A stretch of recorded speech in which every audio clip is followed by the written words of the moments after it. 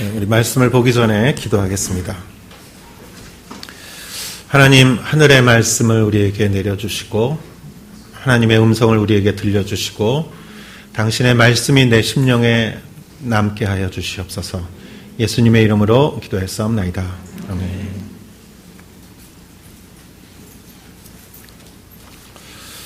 사람과 사람 사이에 지켜야 할 중요한 법칙 중에 하나는 제일 처음이 부모를 공경하는 것이고 두 번째 살인하지 않는 것입니다.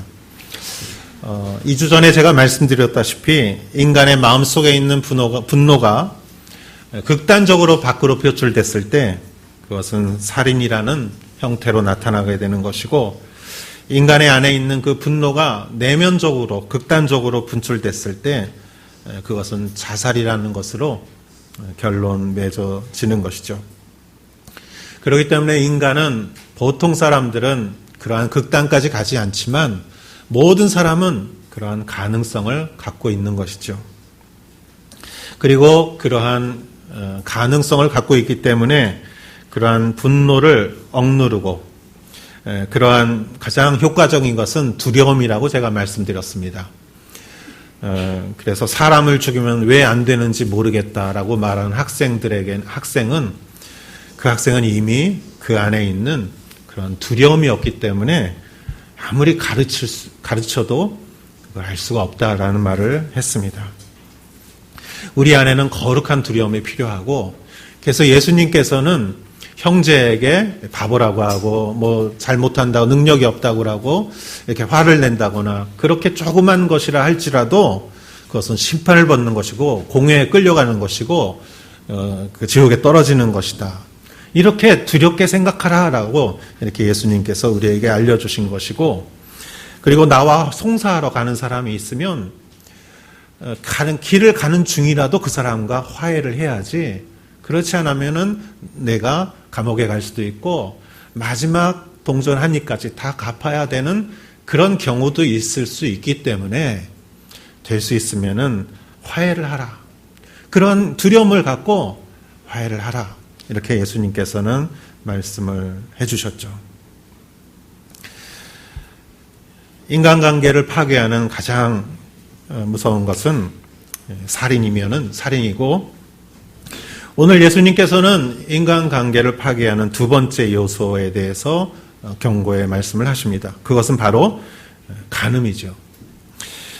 결혼관계의 약속을 파괴하는 사람의 성적 관계를 간음이라고 합니다. 가정이라는 것은 결혼 관계로 인해서 그 기초 위에 가정이 세워지는 것이고, 그 결혼이라는 것은 혼약이라는 말이 있듯이 결혼 자체는 약속으로 이루어지는 것입니다. 부부는 피를 나눈 사이가 아니죠. 부부는 약속으로 인해서 연결된 관계입니다.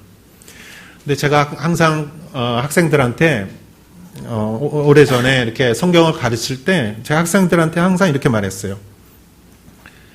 피는 물보다 진하지만 피보다 더 진한 것은 약속이다. 약속은 피보다 더 진한 것이다. 굉장히 중요한 것이다. 왜냐하면 약속을 인해서 결혼 관계가 이루어지는 것이기 때문입니다. 그 약속을 깨는 것이 간음이고, 많은 가정들이 오늘날 깨어지고 있고, 그리고 그 원인은 이러한 원인에 이 원인으로 인하여 가정이 깨어지는 경우가 많이 있죠. 사실 오늘 성경 말씀은 굉장히 민감하고 어려운 말씀이기도 합니다. 그러나 오늘 말씀 가운데, 여러분 가운데 많은 축복과 하나님의 계시가 있기를 축원합니다. 27절 말씀을 우리 같이 한번 읽어보도록 하겠습니다. 시작. 너희가 들었으나. 네. 십계명에, 출애굽기 20장에 나오는 십계명의 제7계명이 간음하지 말라. 신명기에도 같은 명령이 나오고 성경에도 여러 군데에 같은 명령이 나옵니다. 자, 하나님께서 구약 성경을 통해서 오래전부터 간음하지 말라고 이렇게 말씀하신 그 말씀에 그 뒤에는 무엇이 있느냐? 그것은 하나님께서 가정을 보호하기 위한 것이죠. 하나님은 가정을 보호하기 위해서 간음하지 말라고 말씀하셨습니다. 그 가정은 무엇입니까? 가정은 하나님이 세우신 제도이죠. 세상의 모든 단체는 사람이 만들었지만 가정과 교회만큼은 하나님이 만드신 단체예요. 그래서 가정의 원리와 교회의 원리는 사람이 만든 것이 아니라 성경에 적혀져 있어요. 가정의 원리가 성경 어디에 적혀 있느냐 여러 군데 있지만 창세기 2장 22절에서 24절의 말씀을 같이 한번 보도록 하겠습니다. 자, 같이 한번 읽어보겠습니다. 시작. 여호와 하나님이 아담에게서 취하신 그 갈빗대로 여자를 만드시고 그를 아담에게로 이끌어 오시니 아담이 이르되 이는 내 뼈 중에 뼈요 살 중에 살이라. 이것을 남자에게서 취하였은즉 여자라 부르리라 하니라. 이러므로 남자가 부모를 떠나 그의 아내와 합하여 둘이 한 몸을 이룰지로다. 아멘. 창세기 2장 24절. 이러므로 남자가 부모를 떠나 그의 아내와 합하여 둘이 한 몸을 이룰지라. 남자가 아내와 여자와 합하여 결혼을 이루고 그것이 가정이 되는 것이죠. 우리는 누구나 결혼 관계를 통해서 우리는 태어났습니다. 부모가 있습니다. 하나님께서 우리에게 가정을 주신 이유가 있습니다. 그것은 가정은 이 세상에, 이 사회에 나아가기 위한 굉장히 필요한 것들을 그 안에서 우리가 배울 수가 있고 그 안에서 연습하게 하셨어요. 그 가정 안에서 사람들은 양육을 받죠. 양육을 받고 그 안에서 사람은 언어를 배웁니다. 그리고 그 안에서 신뢰하는 인간관계를 배우죠. 또 여러 가지가 많이 있겠지만 중요한 것을 배우는데 가정을 통해서 그 아이가 성장해서 사회에 나가기 위한 그런 소중한 준비로서 가정을 준비해 주신 하나님이기도 하지만 또 한 가지 가정을 통해서 하나님은 하나님 나라를 우리에게 보여주시길 원하세요. 그래서 하나님 나라와 가정과 굉장히 비슷해요. 예를 들어서 하나님 나라는 창조주 하나님과 인도자 되신 성령님과 구원자 되신 예수님이 삼위일체로 주인으로 존재하세요. 그 구성원으로 존재하세요. 가정도 아버지와 어머니와 자녀들이 존재하는 것이 가정이에요. 비슷해요. 두 번째, 하나님 나라는 우리가 궁극적으로 가야 할 장소예요. 그렇죠? 우리는 로마서에 보면은 하나님으로부터 났고 하나님으로 인하여 하나님에게 돌아가는 존재예요. 하나님이 만드셨고 우리를 복중에 만드시고 우리는 세상을 살면서 하나님 뜻대로 살고 그리고 우리는 이 세상에 마지막에 하나님 나라에 들어가는 것이죠. 믿는 사람에게 있어서 죽음은 영원을 여는 현관문이에요.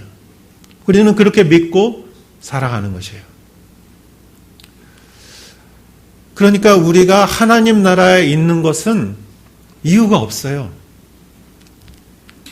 그게 궁극적인 것이기 때문에.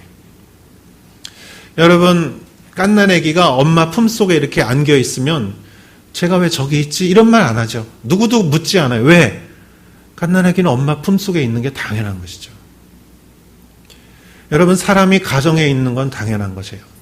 그래서 사람은 집을 나왔다가 저녁에 집에 들어와요.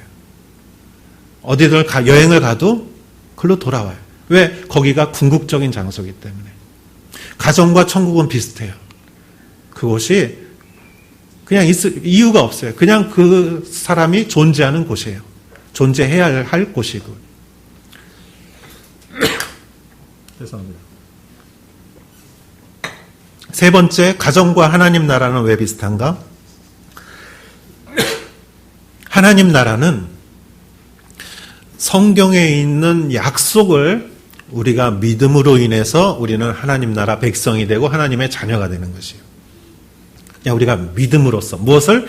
약속을. 하나님의 새끼손가락에 우리가 믿음으로 새끼손가락을 걸었을 때 그 순간에 우리는 천국 백성이 되는 것이죠. 가정도 마찬가지예요. 남자와 여자가 결혼에 약속을 했을 때 그 약속 위에 결혼 관계가 만들어지고 가정이 세워지는 것이기 때문에. 그래서 하나님은 우리에게 천국의 모형을 보여주기 위해서 우리에게 가정을 허락하셨어요.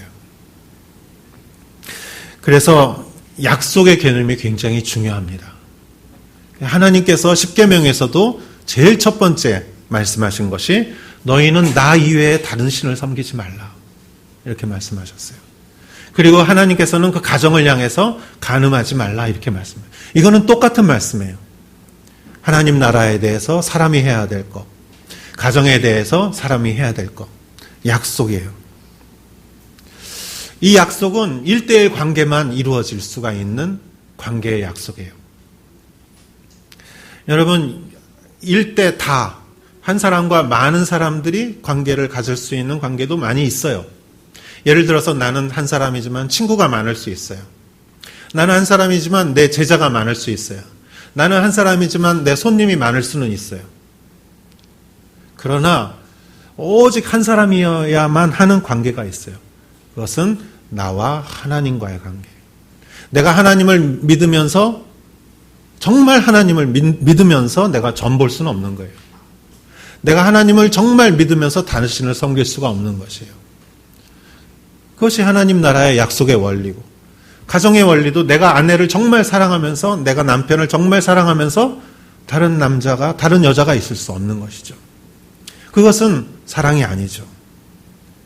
1:1의 관계만이 존재하는 것이 가정과 하나님 나라고, 그래서 하나님은 나 이외에 다른 신을 섬기지 말라고 말씀하시는 동시에 간음하지 말라고 말씀하시는 것입니다.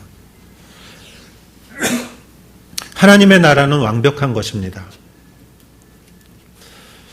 근데 사실 가정은 완벽하지 않을 수 있어요. 그건 교회도 마찬가지예요. 교회도 가정도 완벽한 것은 없습니다. 오히려 가정에서 상처받은 사람들이 많습니다. 부모에게, 형제에게 가정에서 상처받을 수도 있지요. 그렇지만 그럼에도 불구하고 여러분, 교회는 세상의 희망이며 가정은 세상에서 가장 소중한 것입니다. 하영조 목사님 사주기에 제가 다녀와서 하영조 목사님 그 기념관을 새로 이렇게 만들었어요.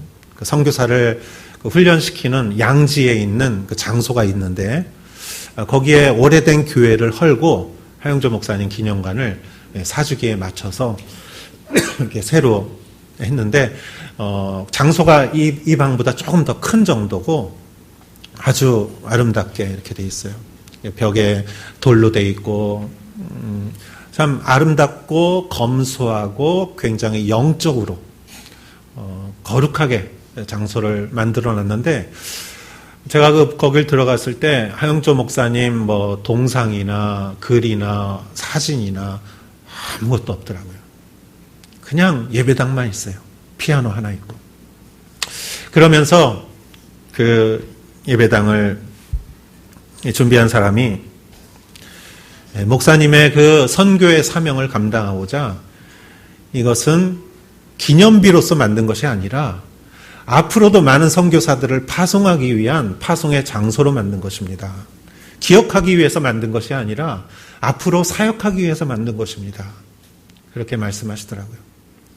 그래서 하영조 목사님은 천국으로 가셨지만 하영조 목사님의 비전과 그 꿈은 지금도 이어지고 많은 사람들이 그곳에서 훈련받고 헌신하며 전 세계 방방곡곡으로 복음을 전하기 위해서 파송되는 것을 제가 보면서 얼마나 감동을 했는지 모릅니다.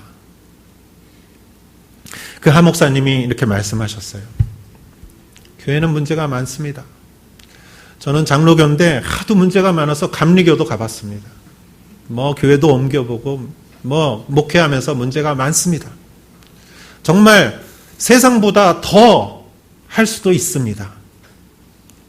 그렇지만 교회는 세상의 희망입니다.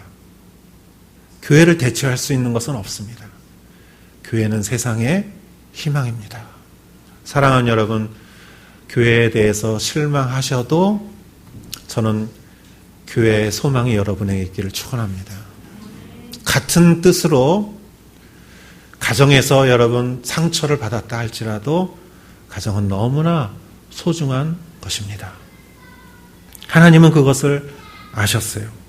그래서 그 가정을 지키기 위해서 주님께서는 가늠치 말라라고 말씀을 하셨습니다.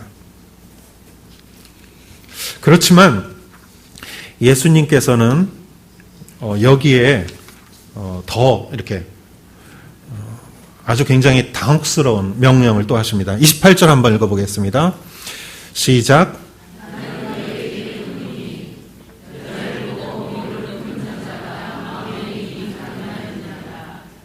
예, 예수님께서 나는 너에게 이르노니 너희가 이렇게 들었으나 구약 성경에 이렇게 써 있으나 너희가 이렇게 지켜왔으나 나는 너희에게 이렇게 말하겠다.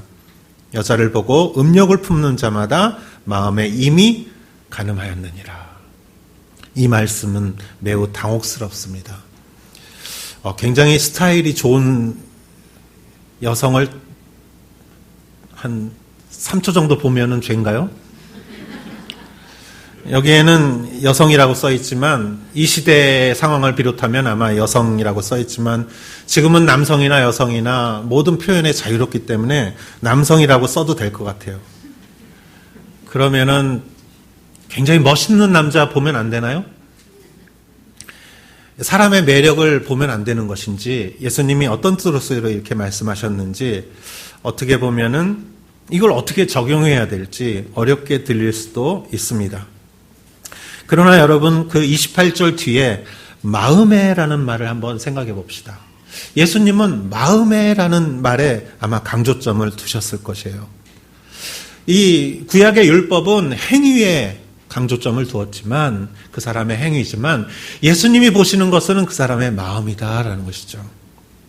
여러분 마음은 무엇입니까? 저는 참 마음이라는 건 참 신기한 것 같아요. 마음은 무엇입니까?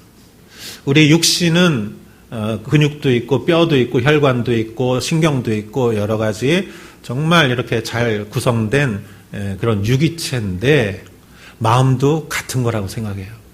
마음 안에는 이런 감정이 들어가 있어요. 희노애락의 모든 감정이 우리 마음 속에 있어요. 그리고 마음 안에는 모든 지식이 들어가 있어요. 우리가 했던 경험이나 생각과 이런 모든 지혜와 지식들이 다 마음에 들어 있어요. 마음 안에는 의지가 들어있어요. 내가 하고 싶은 거, 하기 싫은 거, 좋아하는 거, 싫어하는 거 여러분 마음속에 다 그것이 활동을 해요. 그 다음에 또 한 가지 마음은 굉장히 영적인 것을 담는 그릇이에요. 하나님의 말씀을 우리가 듣고 마음으로 담아서 우리가 은혜를 받아요. 마음은 이러한 것들을 담는 보이지 않는 몸과 같은 것이죠. 그것이 보이지 않지만 존재하지 않는다고 누구도 말할 수 없는 것이고 동양 사람들은 마음이 아프면 가슴이 아프기 때문에 마음은 여기 있다고 말하고 서양 사람들은 논리적이기 때문에 마음은 뇌에 있다고 말하지만 마음이 어디에 있건 우리는 모두가 마음을 갖고 있고 어떨 때는 마음이 우리가 두 가지의 마음이 돼서 갈등할 수도 있고 너무 갈등이 심하면 잠이 안 올 수 있고 그것이 너무 심하면 우울증이 될 수도 있고 마음은 때로는 전쟁터가 되기도 하고 마음은 때로는 너무나 평온한 평원이 되기도 합니다. 그런데 여러분 우리가 한번 심각하게 생각해 봐야 할 것은 마음의 주인이 과연 나인가라는 것이에요. 내 마음의 주인은 나입니까? 마음대로 내 마음이야. 내 것 같아요. 내 마음대로 할 수 있을 것 같아요. 그런데 가만히 생각해 보면 또 그렇지도 않아요. 바울이 로마서 7장에서 이렇게 말합니다. 저는 이 구절을 참 좋아하는데 바울은 내 안에 선을 행하고자 하는 의지가 마음이 굉장히 강한데 내 마음에 또 한 가지의 법칙이 그 내 선의 의지와 싸워서 결국은 항상 내 선이 판정패를 한다는 거예요. 그렇다면 그거는 무엇이냐? 내 마음의 선한 의지를 억누르고 항상 이겨버리는 그 마음은 무엇이냐? 내 안에 있는 죄다. 그렇기 때문에 나는 선을 하고자 하는 의지가 있지만 결국은 결과적으로 나는 죄와 악을 행해버리고 만다. 그렇지 않습니까? 여러분, 나는 선한 것을 한다고 하지만, 근데 참 이상해요. 좋은 일을 하면은 꼭 이렇게 고맙다는 얘기라도 듣고 싶은 거예요. 그렇죠? 조금 민감한 얘기인데, 조금 민감한 얘기입니다. 내가 누굴 굉장히 도와줬어요, 경제적으로. 근데 그 사람이 야끼니쿠를 먹고 있어요.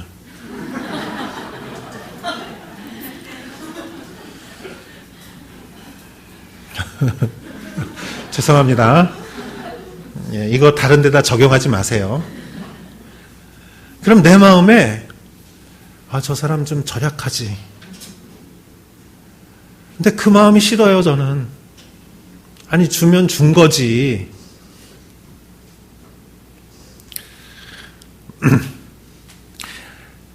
그러니까 내 마음을 내가 모르겠어요.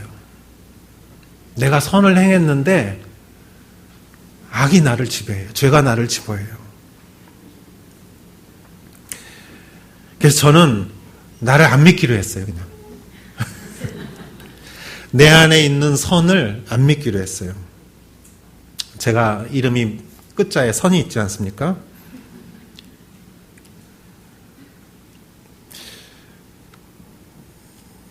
하나님 앞에서 우리는 도토리 키재기예요. 우리가 서로를 비교하지만 하나님이 보실 때는 우리는 그냥 죄인일 수밖에 없어요. 그래서 찰스 웨슬리가 지난번에도 말씀드렸지만 천부여 의지 없어서 손들고 옵니다. 천부여 하나님 아버지여 의지가 없어서 내가 어디든 의지할 도움이 없어서 오직 하나님밖에 없어서 내가 항복하고 주님 앞에 나옵니다. 하나님은 이러한 심령을 사랑하세요. 하나님은 우리의 상한 심령, 통회하는 마음을 오히려 기뻐하세요. 왜냐? 그러니까 예수님이 필요하죠. 28절을 보면은 저는 할 말이 없어요. 마음에 이미 간음하였느니라. 그래요. 주님, 저는 죄인입니다. 저를 어떻게 좀 해주십시오. 하나님 앞에. 내 마음은 내 것인데 내 것이 아닙니다. 내 마음을 지배하는 원죄가 있습니다. 하나님, 내가 이걸 인정합니다. 어떻게 했으면 좋겠습니까? 주님, 나에게 주님의 피를 부어주십시오. 그래서 우리가 성찬식 하면서 우리가 주님의 피를 마시고 우리가 신앙을 고백한 것이 아니겠습니까? 사랑하는 여러분, 예수님은 우리를 죄의식을 이렇게 심어주려고 하신 말씀이 아니고 우리 안에 우리의 죄에 너무나 약한 우리의 현실을 이렇게 말씀해 주신 것이라고 믿습니다. 오직 주님의 보혈이 필요한 나 자신이라고 믿으시는 여러분 되시길 축원합니다.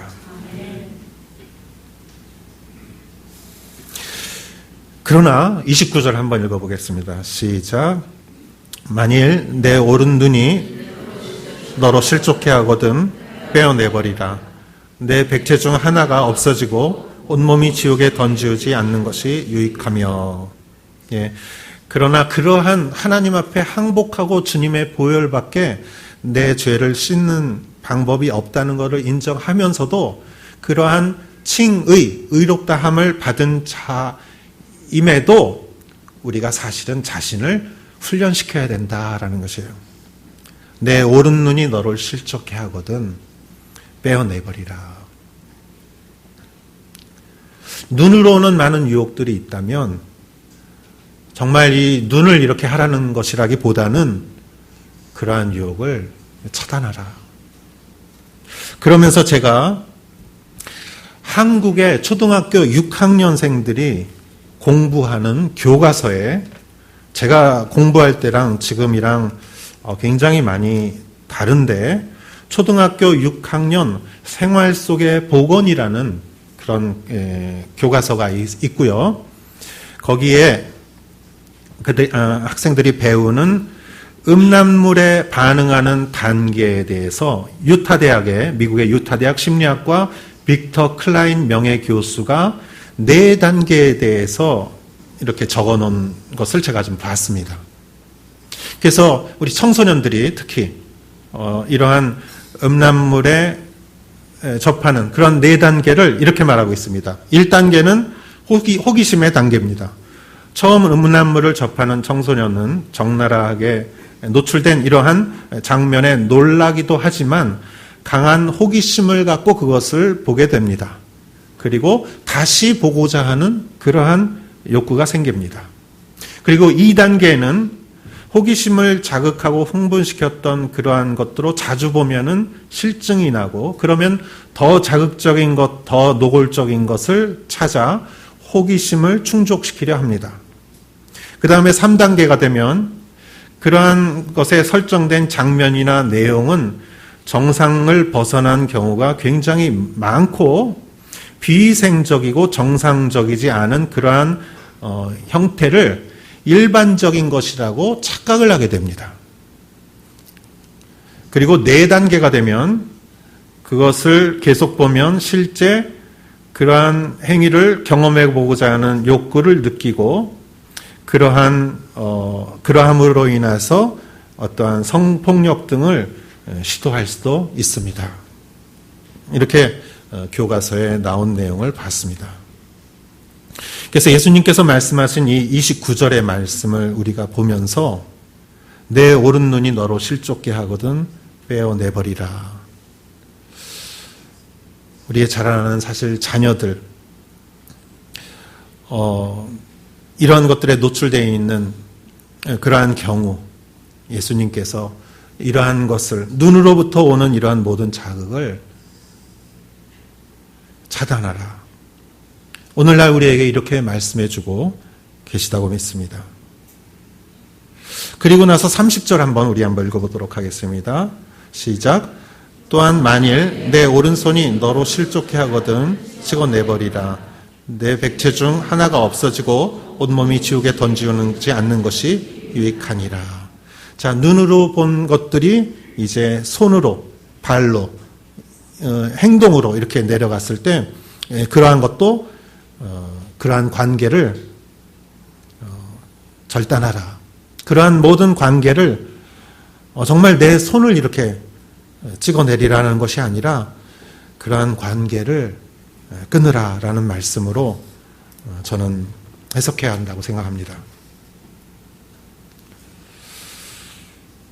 이 모든 것들이 오늘 말씀하신 예수님의 말씀이 그 소중한 하나님이 주신 가정을 보호하기 위해서 우리에게 주신 말씀이기도 한데 이 말씀을 보면 오늘날 정말 최근 10년 동안 이 세상에서 세계에서 벌어지는 많은 일들에 대해서 예수님께서 2000년 전에 걱정하시고 해주신 말씀이라고 저는 이렇게 마음에 와닿습니다.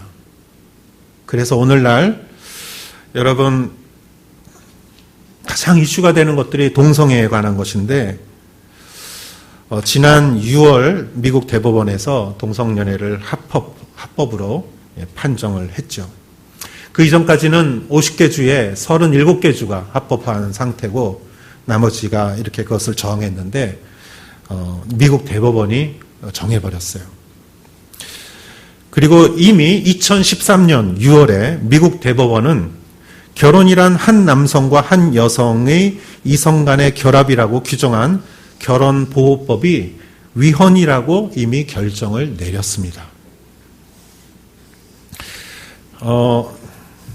여러분, 제가 이 책을 보면서 영국의 크리스찬 변호사이신 한 여성이 인터뷰한 내용을 보았을 때 정말 10년 사이에 영국이라는 나라 자체가 이러한 하나님이 지정하신 정말 이런 간음의 수준을 넘어서 이런 동성 간의 이러한 것들을 법률로 제정한 영국에 어떤 일이 벌어지고 있는지 몇 가지 제가 읽은 것을 여러분에게 말씀드리고자 합니다. 어떤 일이 일어났냐면 기독교 입양 단체가 남성 동성애자 커플에게 아기를 입양해 주지 않는다고 문을 닫게 됐습니다. 강제적으로 그 양심에, 신앙의 양심에 동성 커플의 아이를 입양해 줄 수가 없기 때문에 거절했을 때 그 단체가 문을 닫아야 했습니다. 자, 동성 결혼을 한 동료 선생님으로부터 그 학교 선생님이, 크리스찬 선생님이 어떤 질문을 받았을 때 그 사람에게 하나님께서 동성 결혼이 옳지 않다고 이렇게 말했을 때 이 크리스찬 선생님이 직권남용으로 직장을 잃게 되었습니다. 노방전도자들이 체포되고 경찰이 시민에게 노방전도자들을 녹화하여 증거를 삼으라고 권유를 합니다. 노방전도도 못하게 되었습니다. 어떤 크리스찬 간호사가 병원에서 아픈 여인을 위해서, 환자를 위해서 기도를 했습니다. 크리스찬이기 때문에 기도를 했는데 기도했다는 이유로 정직을 당했습니다. 이러한 일들이 실제 일어나고 있습니다. 가정은 하나님이 정하신 가정의 제도는 남자와 여자가 결혼해서 약속으로 인하여 이루어지는 것이 가정이라는 그 근본이 지금 흔들리고 있습니다. 초등학교 6학년 우리 아이들 한국의 교과서에도 동성연애에 관해서 남녀가 결혼할 수도 있지만 동성이 할 수도 있고 그것은 방해해서는 안 된다는 그러한 교과서 문구를 지금 사용하고 있습니다. 여러분, 우리가 지금 어떻게 해야 할까요? 정말 본물이 터지듯이 이 세상이 인권이라는 이름으로 법률로 인하여 정말 하나님의 그 소중한 것을 무너뜨리는 이러한 세상 속에 우리가 먼저 해야 할 일은 우리 안에 확실한 마음을 다지는 것이라고 믿습니다. 하나님께서는 가정을 만드셨습니다. 하나님은 가정을 지키길 원하십니다. 그러기 위해서 하나님께서 세우신 소중한 명령은 간음하지 말라는 것입니다. 거기에 더해서 하나님은 남자와 여자를 창조하시고 남녀가 결혼함으로 인해서 가정이 세워지게 하셨습니다. 그렇지 않은 것을 우리는 인정해서는 안 되는 것이죠. 여러분, 이러한 것을 우리가 마음에 새기고 우리가 마음에 새기면서 우리가 이 세상을 향해서 가정이 얼마나 소중하고 행복하고 귀한 것인지 우리는 보여줘야 한다고 믿습니다. 저는 여러분의 가정에 있는 모든 자녀들이 여러분을 통해서 정말 행복하게 살기를 축원합니다. 저는 여러분들의 가정이 어떤 문제라도 여러분 믿음으로 문제를 넘어가는 그러한 가정이 되기를 축원합니다.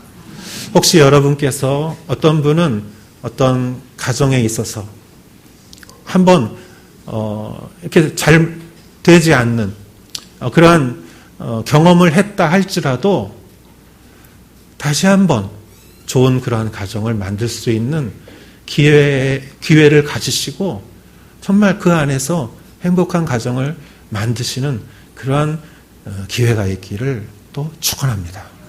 기도하겠습니다. 하나님 아버지, 하나님 나라와 또 이 가정을 위해서 하나님께서 계명을 정하시고 우리에게 그 제도를 정하시고 우리를 행복하게 하시고 우리를 하나님의 영원한 집에 초청하기 위하여 가정을 주셨고 하나님 나라를 주셨습니다. 하나님, 이 세대가 너무 악하고 이 세대가 소돔과 고모라와 같은 잘못된 풍조로 인하여 우리의 아이들이 거기에 노출되고 있습니다. 하나님 아버지, 우리 믿음으로 굳건히 살아가게 하여 주시옵소서. 시대가 아무리 변화해도 변화해서는 안 되는 하나님의 소중한 것들을 우리가 잘 인식하게 하시고 그것들을 자녀들에게 잘 전달할 수 있도록 축복하여 주시옵소서. 하나님, 우리 중고등학생들이 지난 수양회에서 순결 서약식을 하였습니다. 하나님 아버지, 그 아이들이 시대에 떨어진 것이 아니라 그 아이들이 정말 소중한 것을 소중하게 여겼다고 믿습니다. 하나님 아버지, 우리의 자녀들을 지켜 주시옵소서. 우리 성도님들 한 분 한 분 하나님께서 지켜 주시옵소서. 모든 말씀 예수님의 이름으로 기도했사옵나이다. 아멘. 우리 다 같이 일어나시어서 봉헌 찬송 드리겠습니다.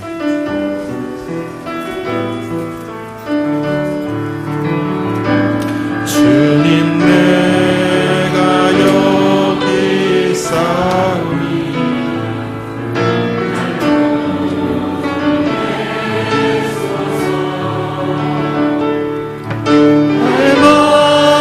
나의 몸 주께 드리오니 주 받으옵소서. 주님, 내가 여기 있사오니 나를 써주소서. 가진 것 모두 다 주께 드리오니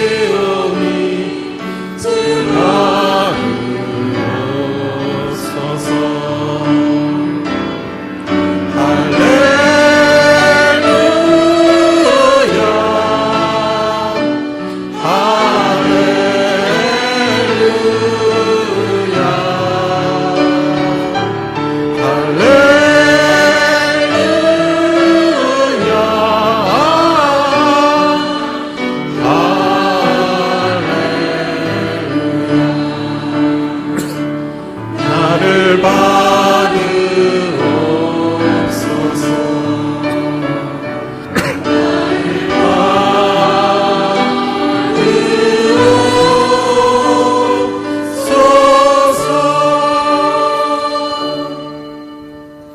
주님, 감사합니다. 우리의 예배를 받으시고 우리와 함께 하시고 우리의 마음을 다 듣고 아시고 주관하시는 주님, 이 예물을 주님께 드릴 때 드린 손길을 기억하시고 한 사람 한 사람을 주님 축복하여 주시옵소서. 물질로 축복하시고 아버지 하나님 영으로 축복하시고 또 모든 관계 속에서 주님의 축복이 임하게 하여 주시옵소서.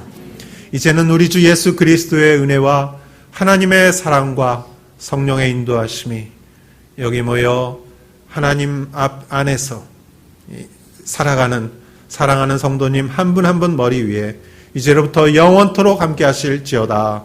아멘.